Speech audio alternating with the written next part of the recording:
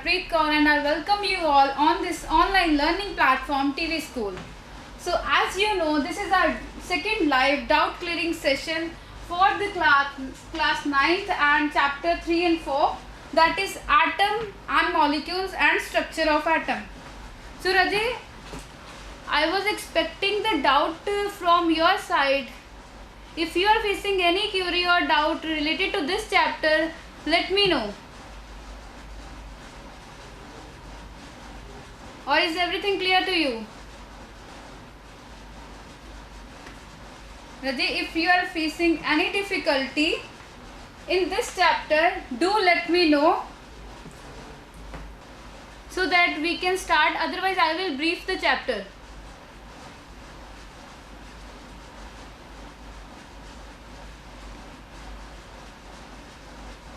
Okay so Rajay, I think मैं आपको थोड़ा ब्रीफिंग देती हूँ, ठीक है, इस चैप्टर की. तो इफ़ कहीं पे भी डाउट होगा तो you can ask in between. Okay, ठीक. तो Rajay, before I start, one important announcement for everyone. Tomorrow 3 o'clock you are having a test. ठीक है, कल 3 बजे आप लोगों का टेस्ट होना है, विच इज़ MCQs टेस्ट होएगा. ठीक है, ऑफ चैप्टर 1. कल आप लोगों का चैप्टर 1 का टेस्ट होने वाला है 3 बजे. 15 मिनट तक होगा टेस्ट. टाइम लिमिट जो दी गई है आपको 15 मिनट की होगी. ठीक है, और after that, after 15 minute you will get the result. Alright,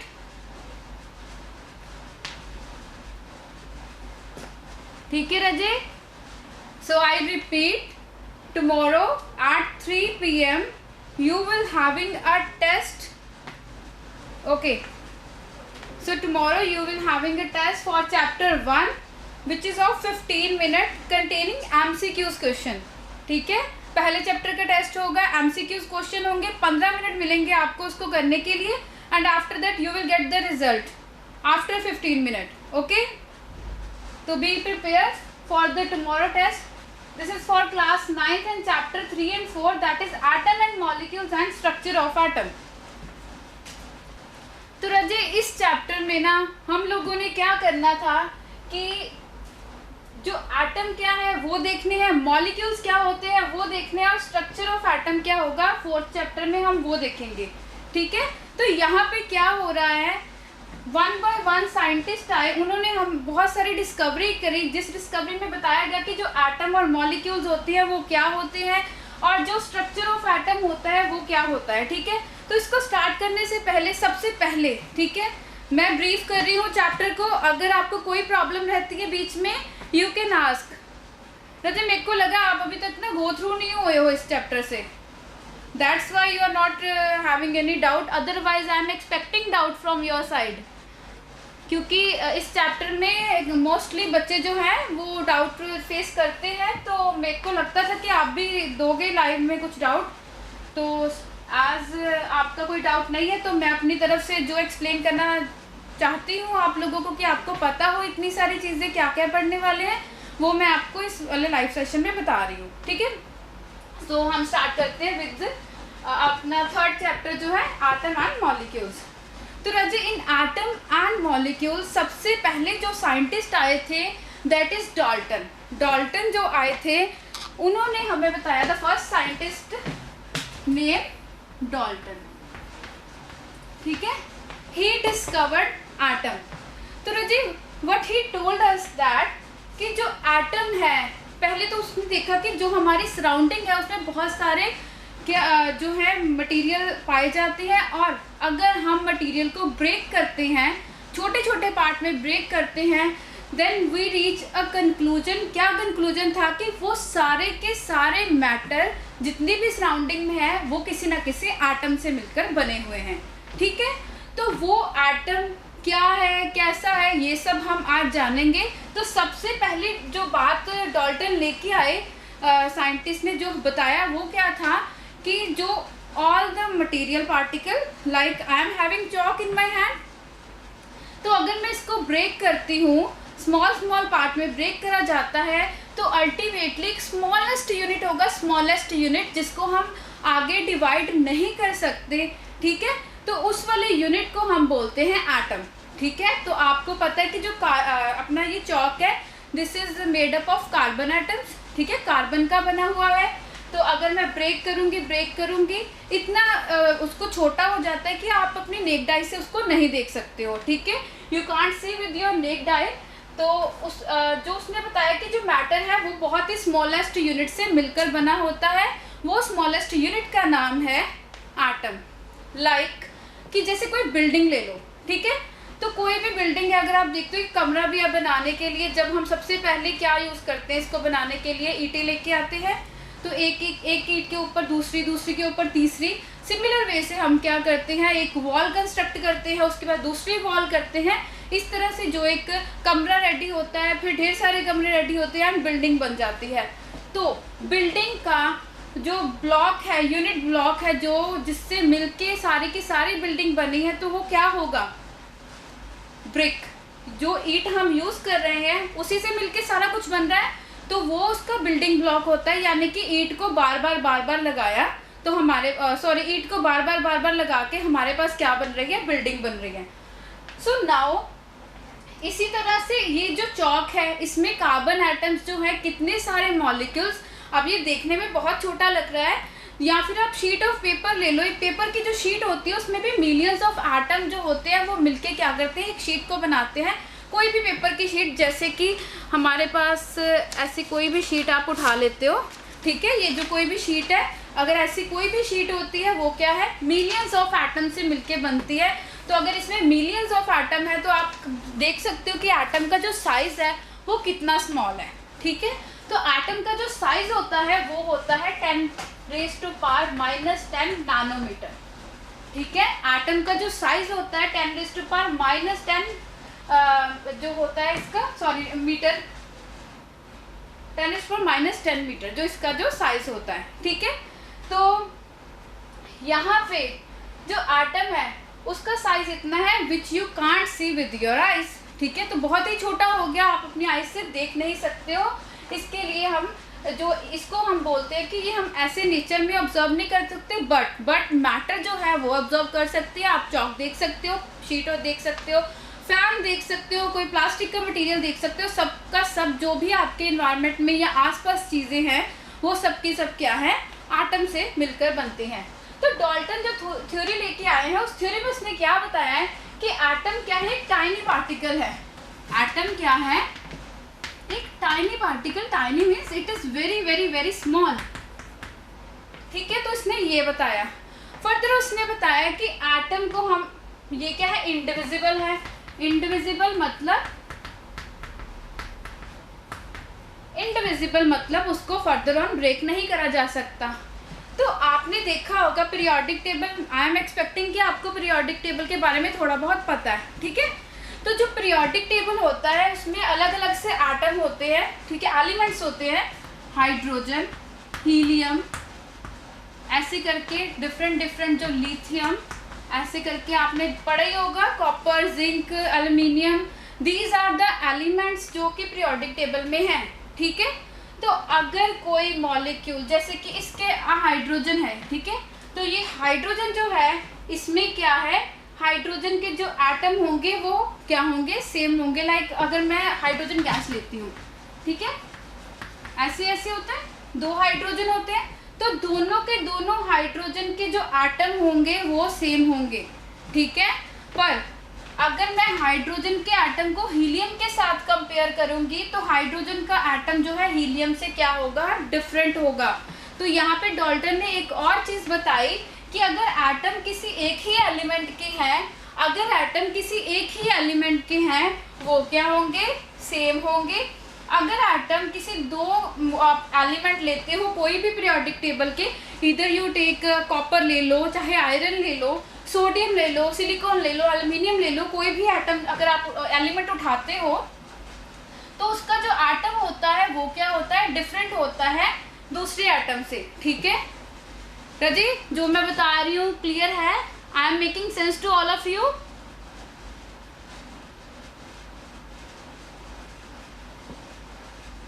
Raje clear हो रहा है जो बोल रही हो? ओके ठीक है, तो हमें यहाँ पे क्या करा, ठीक है रजे, आई एम कंटिन्यूइंग। ओके बहुत केयरफुली आपने ये सारा चीज़ें सुन ली है, ठीक है। तो यहाँ पे उसने बताया एक कि वो बहुत टाइनी पार्टिकल है, दूसरा बताया कि उसको हम आगे ब्रेक नहीं कर सकते। अगर मैं दो एलिमेंट उठाती हूँ तो दो एलिमेंट के जो एटम होंगे वो डिफरेंट होंगे, पर एक एलिमेंट अगर होगा तो उसके सारे के सारे एटम जो होंगे वो सेम ही होंगे। मतलब जैसे हाइड्रोजन तो चलो एक ही एटम से मिलके बना होता है, देयर आर मैनी, जैसे कि ऑक्सीजन है, ऑक्सीजन अगर दो ऑक्सीजन से मिलके बनी है तो दोनों की दोनों ऑक्सीजन जो क्या होंगी वो क्या होंगे, उसके एटम सेम होंगे, ठीक है। तो ये जो था डाल्टन ने हमें थ्योरी दी थी, इसमें उसने हमें बताया था। There are many other things जो हमें उसने बताई हैं आगे जाके, पर यहाँ पे क्या हुआ, डाल्टन आके एक पॉइंट पे इसकी जो थ्योरी है वो क्या है, फेल हो रही है। कैसे फेल हुई, ठीक है, कैसे फेल हो रही है कि जो डाल्टन था उसने बोला कि एटम जो है उसको हम डिवाइड नहीं कर सकते, एटम को फर्दर ऑन डिवाइड नहीं करा जा सकता। ओके तो रजे एटम को अगर फर्दर ऑन डिवाइड नहीं कर सकते तो इससे और चीज़ें निकल के आती हैं क्या। मान लो एक आप कॉम लेते हो, ठीक है, कॉम को अगर हम अपने हेयर पे कॉम करते हैं, उसके बाद उसको थोड़ी देर तक कॉम करने के बाद अगर आप उससे कुछ पेपर के पास लेके जाओगे, छोटे छोटे पेपर के ना पीसेस कर लेने हैं आप लोगों ने, ठीक है, उसको रखो, कॉम करो, कॉम को फिर उसके बाद पेपर के पास लेके जाओगे, यू विल सी कि पेपर जो है वो क्या करेंगे, अप होंगे, कॉम के साथ अट्रैक्ट होंगे। ये क्यों हो रहा है, तो ये क्यों हुआ, क्योंकि हमें क्या लगा कि यहाँ पे कुछ चार्जेस बिल्डअप हो रहे हैं। चार्जेस मतलब कि जो एटम है उसके अंदर कुछ चार्ज है, वो चार्ज क्या है, या तो पॉजिटिव है या फिर नेगेटिव चार्ज है, ठीक है। तो यहाँ अगर वो कोई बॉडी, अगर आप अपने हैंड भी ऐसे ऐसे रब करते हो तो you will feel the warmness, है ना, तो आपके हाथ जो है गर्म हो जाते हैं। तो यहाँ से क्या हो रहा है, अगर तो कुछ ऐसी एक्टिविटी देखने मिल रही है तो उसका मतलब है कि जो एटम है उसमें क्या है, चार्ज है, ठीक है। तो अगर एटम में चार्ज है तो we can divide atom further. तो यहाँ पे अगर उसमें चार्जेस हैं तो हम उसको क्या करें, फर्दर डिवाइड कर सकते हैं। तो डाल्टन की थ्योरी यहाँ पे फेल हो गई, यानी कि डाल्टन ने हमें बताया तो सही कि एटम होता है, बट ये नहीं बता पाया कि एटम जो है इनडिविजिबल नहीं है बल्कि डिविजिबल है। फर्दर ऑन उसको हम ब्रेक कर सकते हैं, क्योंकि एटम में क्या है, पॉजिटिव चार्ज है और नेगेटिव चार्ज पार्टिकल्स भी हैं, ठीक है। Is this clear to you कि एटम जो है उसको हम फर्दर ऑन डिवाइड कर सकते हैं, उसमें क्या है, पॉजिटिव और नेगेटिव चार्जेस हैं। कैसे पता चला, जब हमने कोई भी किसी चीज़ को रब करते हैं या फिर कोई चीज़, जैसे कॉम की एग्जांपल ली, तो हमने देखा कि उस पर कॉम को अगर बार बार हम कर रहे हैं अपने बालों में कॉम, तो हमें क्या है, वहाँ पे चार्जेस प्रोड्यूस हो रहे हैं। तो कोई चार्जेस होंगे तभी अगर कोई चीज़ आपस में अट्रैक्ट हो रही है, that mean there exist a force, ठीक है। तो फोर्स एग्जिस्ट कर रहा है तो कोई ना कोई चार्जेस तो होंगे तभी फोर्स एग्जिस्ट कर रहा है। तो दिस इज द रीज़न कि एटम जो था वो इनडिविजिबल नहीं था बल्कि डिविजिबल था, क्योंकि हम उसको फर्दर क्या है, डिवाइड कर सकते हैं। पॉजिटिव और नेगेटिव चार्ज पार्टिकल उसमें होते हैं, ठीक है। Is this clear. तो नेक्स्ट थ्योरी पे आते हैं। अब इसके बाद तो रजे, अब इसके बाद जो सेकंड साइंटिस्ट थे जे थॉमसन, जब थॉमसन आए उन्होंने, तो हमें ये पता चल गया कि कुछ पॉजिटिव और नेगेटिव चार्ज पार्टिकल जो एटम में है। थॉमसन ने क्या बोला, आके हमें बताने की कोशिश की कि स्ट्रक्चर ऑफ एटम कैसे होता है। We know that atom exist in the surrounding, ठीक है, एटम कैसे होते हैं। अब उसकी जो है हौड़ लग गई कि देखें एटम का स्ट्रक्चर कैसा होता है। बहुत सारे साइंटिस्ट ने अपनी थ्योरी दी है, तो मैं दो तीन आज जो मेन थ्योरी हैं हम वो वन बाय वन डिस्कस करेंगे ताकि आप एटम के स्ट्रक्चर को अच्छे से समझ पाओ, ठीक है। तो फर्स्ट जो था थॉमसन, उन्होंने हमें क्या बताया कि जो एटम है उसका स्ट्रक्चर कैसे होता है। उन्होंने बोला कि जैसे एक आप वाटरमेलन होता है ना, आप लोग वाटरमेलन खाते हो गर्मियों में, तो उसने बोला कि जैसे वाटरमेलन है उसी तरह का एटम है, ठीक है। तो वाटरमेलन में जो सारा रेड पार्ट होता है, ठीक है, जो हम खाते हैं, वो क्या है, सारे का सारा पॉजिटिव चार्ज है, ठीक है। जो भी हम खा लेते हैं वो क्या है, सारा पॉजिटिव चार्ज है। बट जो उसमें सीड्स होते हैं, जो उसमें सीड्स होते हैं,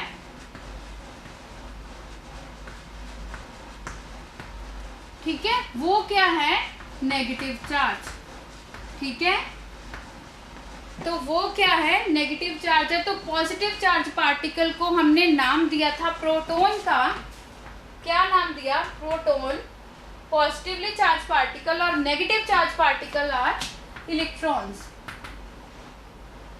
ठीक है, तो हमें थॉमसन ने बताया कि जो स्ट्रक्चर है एटम का वो कैसा है, जो स्ट्रक्चर है वो कैसा है, एक वाटरमेलन जैसा है, जिसमें कि जो रेड पार्ट है उसको हम कंसीडर करें, जो हम खा रहे हैं वो वाला पार्ट है पॉजिटिवली चार्ज, और जो उसमें सीड्स होते हैं जो हम थ्रो कर देते हैं वो क्या होता है, नेगेटिव चार्ज इलेक्ट्रॉन्स। ठीक है रजे, क्लियर हो रहा है जो बोल रही हूँ आप लोगों को? Rajay, if you are having any difficulty or doubt you can write down hair.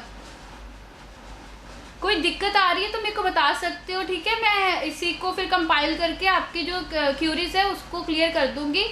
और नेक्स्ट टाइम जब भी आओ तो एक बार ना गो थ्रू होकर आया करो चैप्टर में, क्योंकि मेरे हिसाब से तो ये चैप्टर बहुत इंपॉर्टेंट था और मेरे को तो लगता था कि आपके बहुत सारे डाउट्स आएंगे, but I don't know why कि आप लोगों ने कोई डाउट ही नहीं भेजा मेरे को, और अभी भी नहीं है। तो आई थिंक आप या तो गो थ्रू नहीं हुए हो या फिर you find it easy. Okay, atomic mass, ठीक है रजे। तो चलो मैं इसको कंपाइल करके फिर मैं एटॉमिक मास पे आती हूँ। तो रजे यहाँ पे थॉमसन ने जो मॉडल दिया था वो ऐसा मॉडल दिया था। नाउ अगेन जो थॉमसन का मॉडल था वो सक्सेसफुल नहीं हुआ, क्योंकि थॉमसन के मॉडल में भी कुछ ड्रॉबैक थे।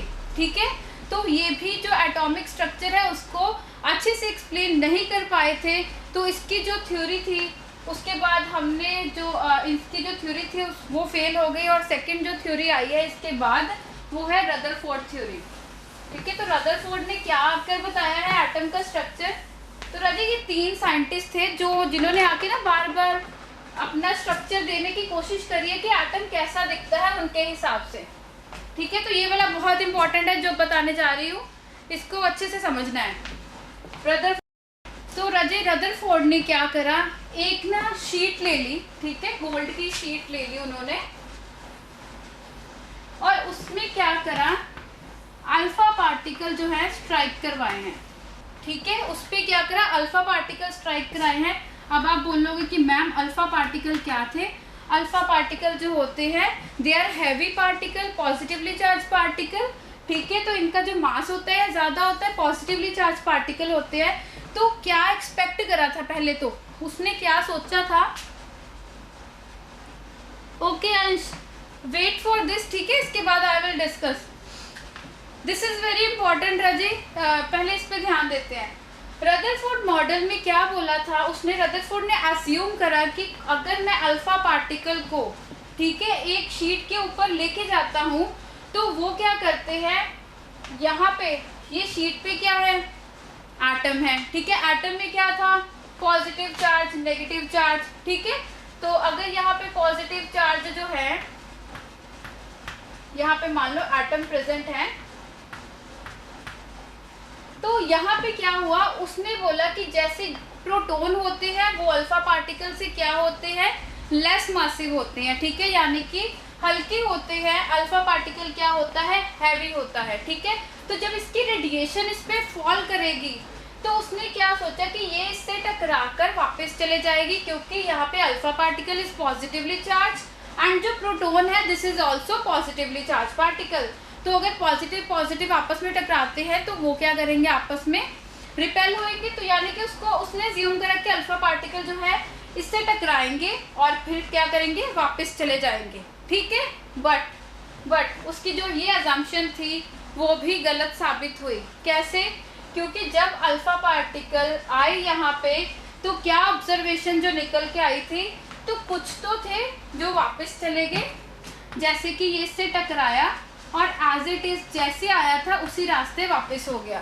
ठीक है, जैसे आया था उसी रास्ते वापस हो गया, और कई क्या थे, वो साइड से निकल गए, यानी कि जो एटम है उसकी साइड से निकल गए, और कई क्या थे जो डिफ्लेक्ट हुए।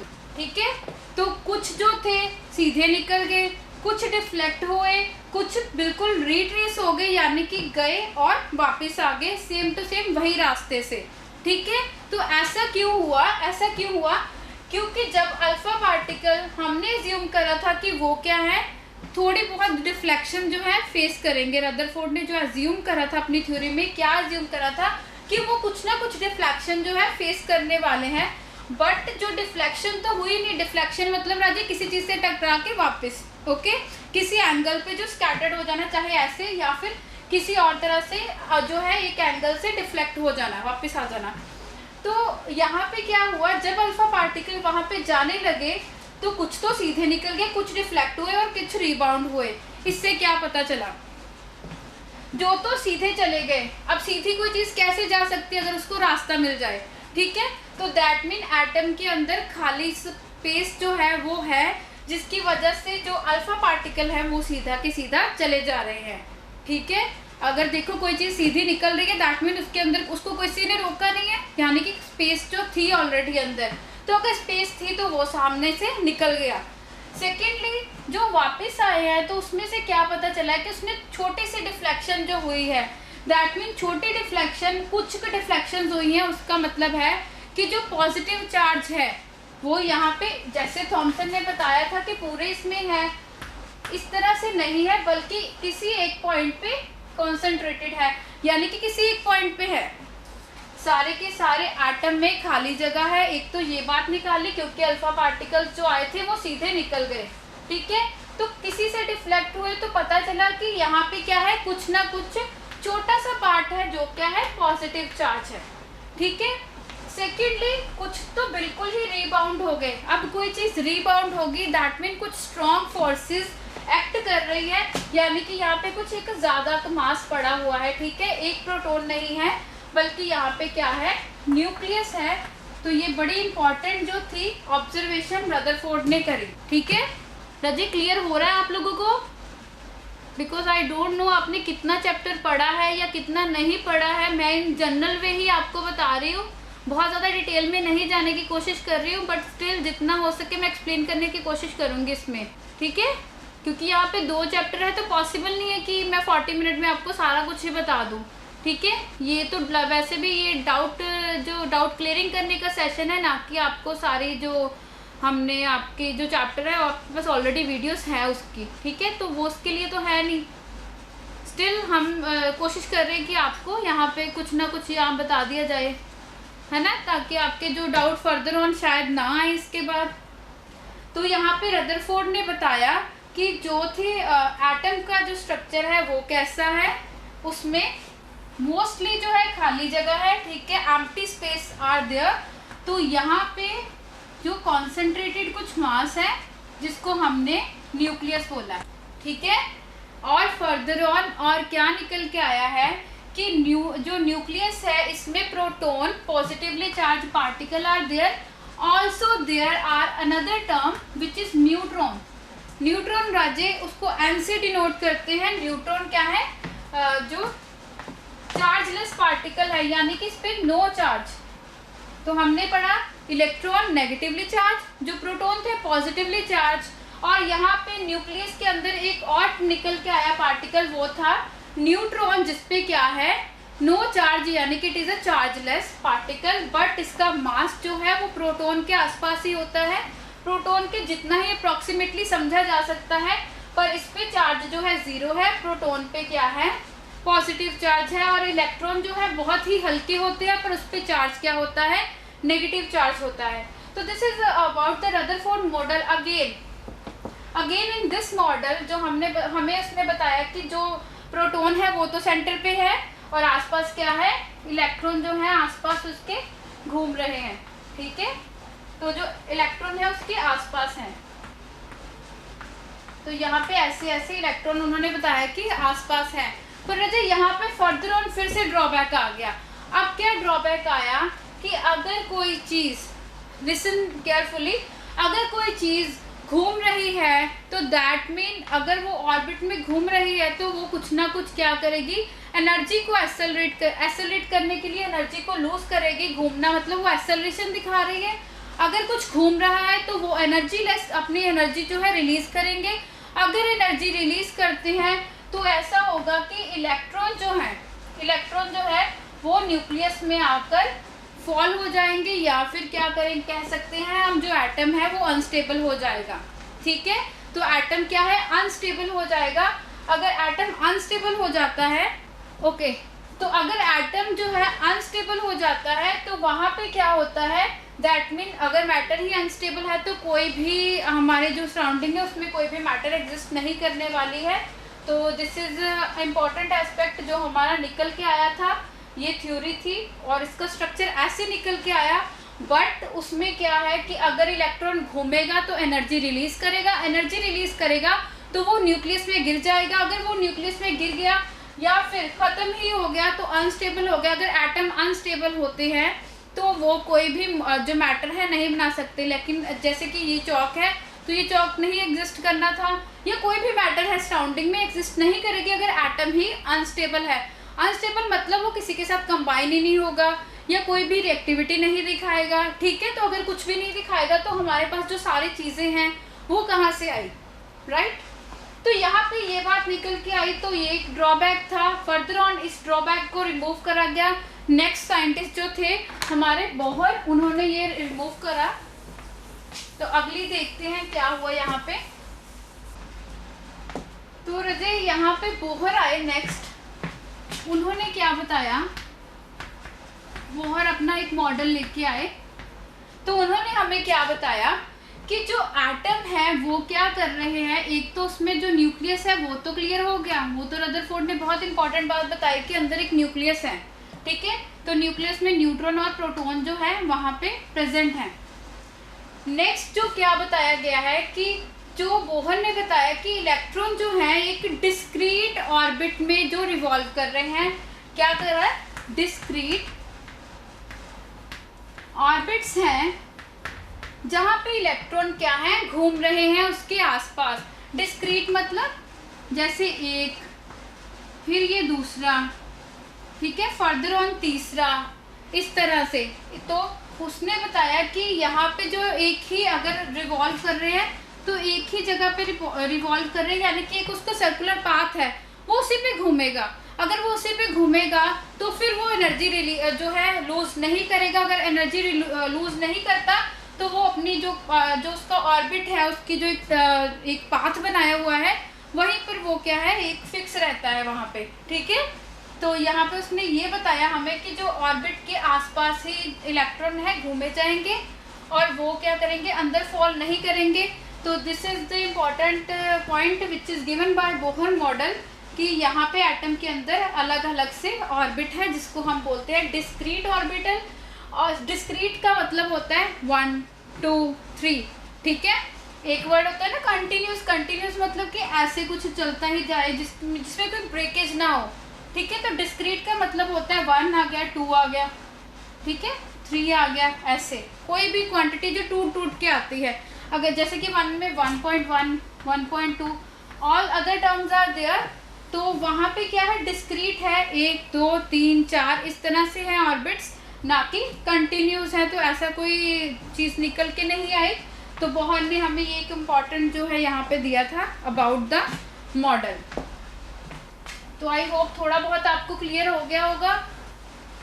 रजे क्लियर हुआ आप लोगों को? अनन्या, सहज, अंश, ओके, ठीक है रजे। चलो अब पहले मैं आपको बताती हूँ लॉ ऑफ कंजर्वेशन ऑफ मास और एटॉमिक मास के बारे में। ठीक है, तो रजे यहाँ पे ना एक बड़ी इंपॉर्टेंट चीज़ है एटॉमिक मास। देखो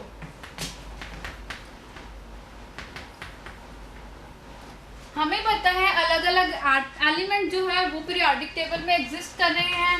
hydrogen, helium, lithium, beryllium, boron, carbon, है ना, नाइट्रोजन, ऑक्सीजन।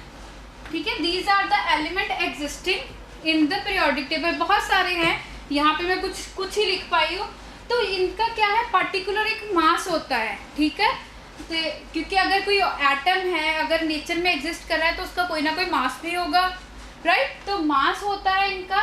तो मोस्ट ऑफ द टाइम जो एटॉमिक मास है आप लोगों ने वैसे तो सारे लर्न ही करने हैं, पर ज़्यादातर क्या होता है, जितना उसका एटॉमिक नंबर होता है ना उसका डबल उसका मास हो जाता है, ठीक है। जैसे कि हाइड्रोजन, तो हाइड्रोजन को छोड़ दो, हाइड्रोजन का जो मास है वो 1 ही रहता है। अगर हम हीलियम लेते हैं 2 पे आता है तो इसका मास कितना होता है, 4 होता है, 2 2 4, ठीक है। और भी कोई ले लो, जैसे कार्बन है 6 पे आता है तो 6 पे इसका मास कितना होता है, 6 2 12।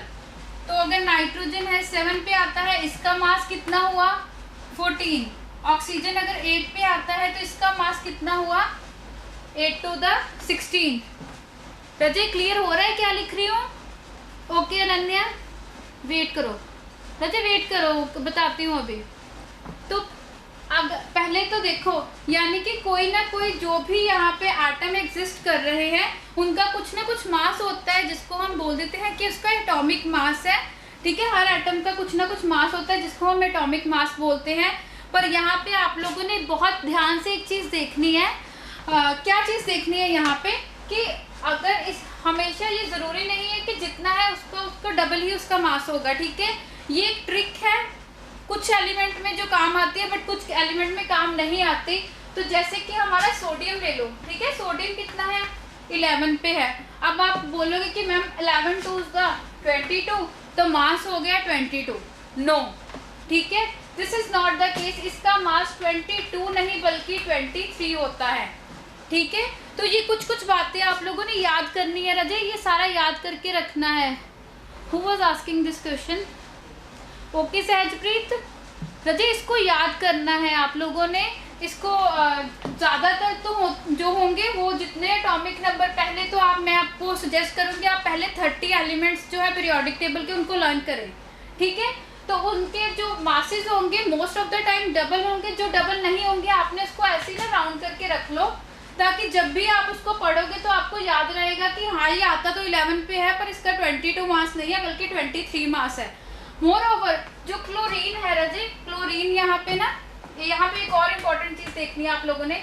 जो क्लोरीन है वो 17 पे है, ठीक है। तो 17 2 का 34, अगेन इसका मास 34 नहीं है, अगेन इसका मास 34 नहीं है। क्यों? क्योंकि इसके जो आइसोटोप होते हैं, 2 आइसोटोप एग्जिस्ट करते हैं।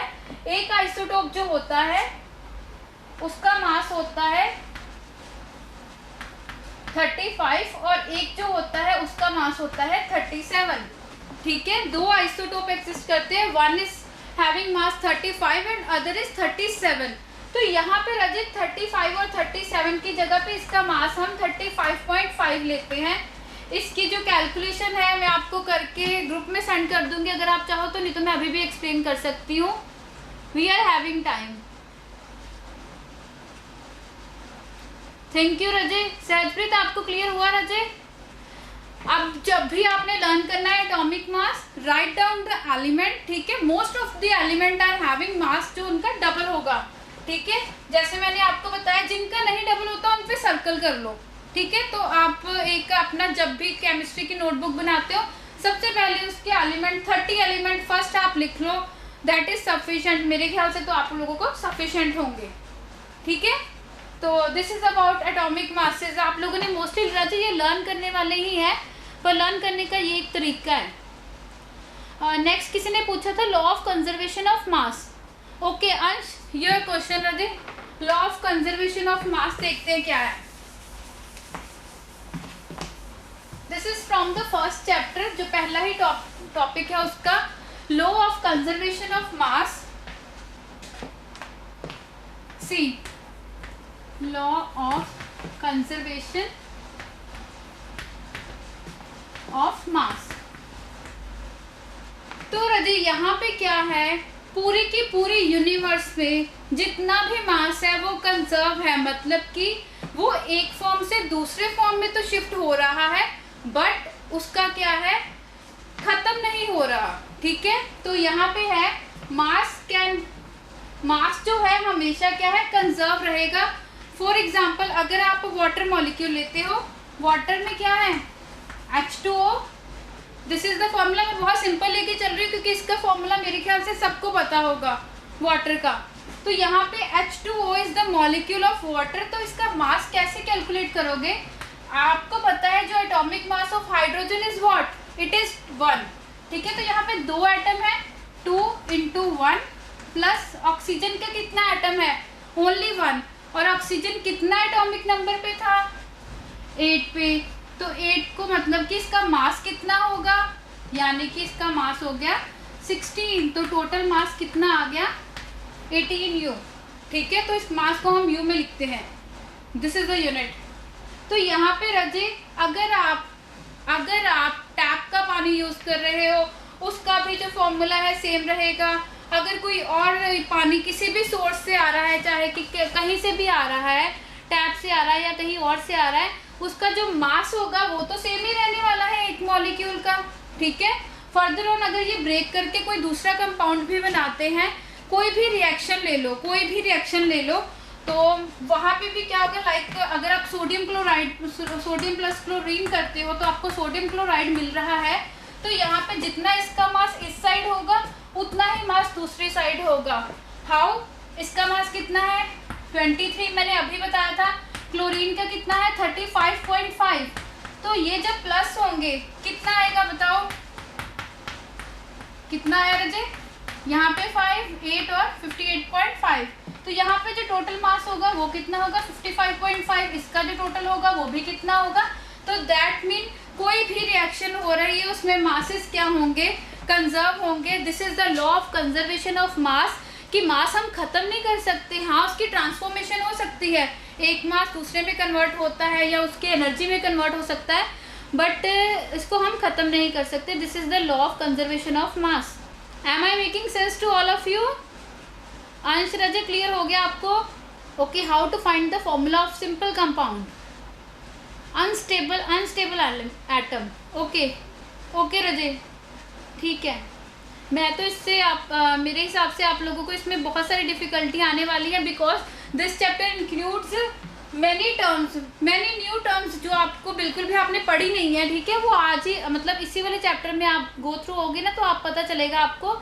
और जब भी इस चैप्टर को प्रिपेयर करना है ना, छोटे से छोटे term, atom, element, molecules, ions, सबका अलग अलग मतलब है। ठीक है, तो सारे के सारे आप लोगों ने अपने दिमाग में बिठा के रखना है। ये सारी चीज़ें बहुत इंपॉर्टेंट हैं। ठीक है, मॉलिक्यूल क्या है, आयनिक कंपाउंड कौन से होते हैं, दूसरे मॉलिक्यूल्स कौन से होते हैं, तो ये सारी चीज़ें आप लोगों ने लर्न रखनी है। Okay, how to make compound? मैंने कोई क्वेश्चन मिस तो नहीं करा? एटॉमिक मास के बाद conservation of mass. Okay, formula आप बताना है। ओके, अनस्टेबल एटम कौन से होते हैं? रजे, एटम जो अनस्टेबल होते हैं मैं आपको बताती हूँ। यहाँ पे ना यहाँ पे रजे हर एक जो आपने एक स्ट्रक्चर करा था, अभी मैंने आपको एक स्ट्रक्चर करवाया था ना, कि जो एटम का स्ट्रक्चर है वो इस तरह का है। ठीक है, दिस इज द न्यूक्लियस, ये बताया था। तो इसके ना नाम होते हैं डिफरेंट। इसका नाम है के, इसका नाम एल, इसका नाम एम। तो यहाँ पे n = 1 है, इसका n = 2 है। जैसे कि आप एक क्लासरूम ले लो। ठीक है, क्लासरूम में बच्चों के रोल नंबर होते हैं ना, 1 2 3 4। सिमिलर वैसे ही शेल के नंबर है, जो सबसे क्लोज है न्यूक्लियस उसका नंबर जो है 1 है, उसका नाम क्या है? के। ठीक है, तो दूसरे बच्चे का नाम क्या है, यानी कि दूसरे ऑर्बिट का नाम क्या है? एल उसका नाम है, उसका रोल नंबर है 2। तो तीसरे का क्या नाम है? एम उसका नाम है, उसका रोल नंबर है 3। ठीक है, तो कितने एटम आ सकते हैं एक ऑर्बिट में, कैसे पता चलता है? 2n²। ठीक है, कैसे पता चलेगा? 2n²। अगर मैं k की बात करूं तो k में कितने आ सकते हैं? k का n कितना है? 1। यानी कि इसको अगर 1 पे करते हो तो कितने आएंगे? 2 आएंगे। ठीक है, तो यहाँ पे 2 इलेक्ट्रॉन्स आ सकते हैं। ठीक, तो अगर मैं इसको 2 के साथ करती हूँ, l में कितने आ सकते हैं? 2 2 = 4 × 2 8। ठीक है, सो दैट मीन यहाँ पे क्या है? 8 एटम्स यहाँ पे प्रेजेंट हो सकते हैं। 1 2 3 4 5 6 7 and 8। Okay, now Raje, unstable वो वाले एलिमेंट होते हैं या वो वाले एटम होते हैं जिनका ऑर्बिट जो है कंप्लीट नहीं होता। लाइक उसमें 8 की बजाय 7 हैं, 3 हैं, 2 है, ठीक है। तो वो क्या करते हैं, अपने ऑर्बिट को स्टेबल करने की कोशिश करते हैं। तो हम बोल देंगे अगर इसके पास 8 पूरे नहीं है ना, तो हम बोलेंगे कि वो एटम जो है अनस्टेबल है, ठीक है। तो जैसे कि हम लोग हैं, कंसीडर अस, ठीक है, हम लोग पढ़ रहे हैं, सब कुछ कर रहे हैं, क्यों? क्योंकि एक स्टेबिलिटी मेंटेन करनी है हमने लाइफ में, ठीक है, कुछ अचीव करना है, एक मुकाम पे पहुंचना है।